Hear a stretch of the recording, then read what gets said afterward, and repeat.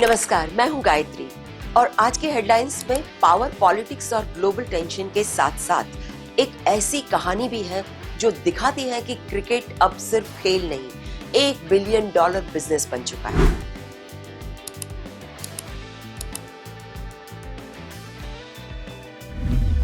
US के Texas से बड़ी खबर आ रही है। इंडियन ओरिजिन काउंटी जज केपी जॉर्ज को कोर्ट ने मनी लॉन्ड्रिंग केस में फाइनली दोषी पाया है।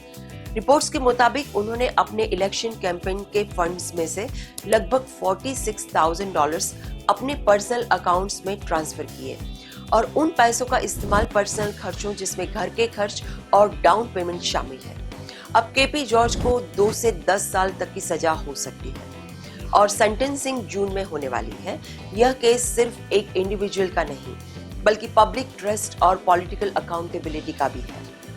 अब बढ़ते हैं मिडिल ईस्ट की तरफ। ईरान ने एक संभावित ट्रूस डील के लिए अपनी शर्तें सामने रख दी है और ये शर्तें काफी एग्रेसिव मानी जा रही है।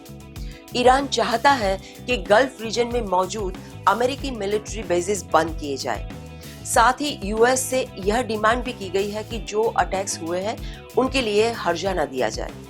इतना ही नहीं, ईरान ने यह भी कहा है कि उस पर लगे सैंक्शंस हटाए जाए और स्ट्रेट ऑफ हॉर्मुज पर उसका कंट्रोल फाइनेंशियली भी रिकॉग्नाइज किया जाए। एक्सपर्ट्स का कहना है कि यह डिमांड्स मानना यूएस के लिए आसान नहीं होगा और इस वजह से सीज फायर टॉक्स अभी भी अनिश्चितता में लटके हुए हैं। यानी ग्राउंड पर टेंशन जारी है और नेगोशिएटिंग टेबल पर भी पावर प्ले चल रहा है।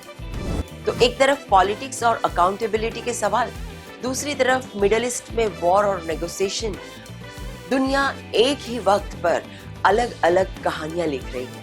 मैं हूं गायत्री, मिलती हूं आपसे नेक्स्ट हेडलाइंस विद गायत्री में, जहां खबर सिर्फ बताई नहीं जाती, समझाई भी जाती है। Follow me for more.